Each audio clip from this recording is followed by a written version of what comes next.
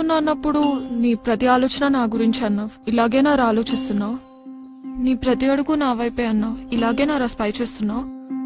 రాకేష్, నీకు ముందే చెప్పాను, నిన్ను ప్రేమించడం ముఖ్యం, కానీ అదందరికీ చూపించడం ఇష్టం కాదు అని. వేరెవరికైనా కష్టం వస్తే ఖర్చు ఇచ్చేసి వచ్చేస్తాను. అదే నీకేమైనా అయితే కనపడకుండా కన్నీళ్లు పెట్టుకుంటాను. వాడెవడో కాస్ట్లీ గిఫ్ట్స్ ఇచ్చాడని నువ్వు అంతకంటే కాస్ట్లీ గిఫ్ట్స్ ఇవ్వాలని నేను అనుకోవట్లేదు. కోట్లు సంపాదించి కాళ్ళలో తిప్పాలని నేను నిన్ను ప్రేమించలేదు. కళ్ళలో పెట్టుకుని చూసుకుంటావని ప్రేమించాను రాకేష్. అయినా ఇద్దరు మనుషులు కలిసి ఉండాలంటే కావాల్సింది ఒకరి మీద ఒకరికి నమ్మకం రాకేష్.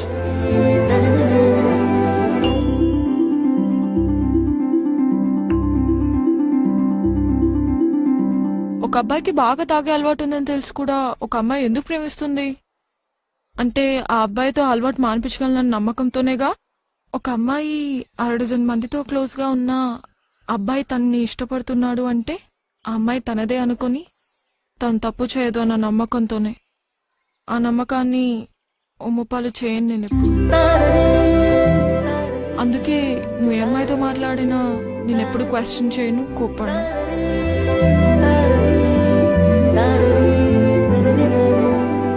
ఎందుకంటే ఒకరిని మనస్ఫూర్తిగా ఇష్టపడితే ఆ ఇష్టం జీవితాంతం ఉంటుంది. రే, నాకు ఒక విషయం చెప్పు. ఇప్పుడు మీ ఇంటికి చుట్టాలు వచ్చారని మీ అమ్మ వాళ్ళకి ఎక్కువ వడ్డిస్తే నీకంటే వాళ్ళు ఎక్కువనా?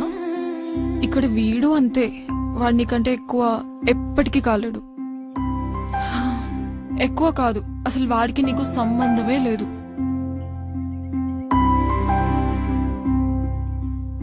చూడ్రా, నువ్వు అడిగావని అలగను, ఆరాధిస్తున్నావని అరవను, ఆలోచిస్తాను. ఆ విషయంలో అన్నావని అర్థం చేసుకుంటాను, ఆలోచించి రియలైజ్ అవుతావని ఆశిస్తాను.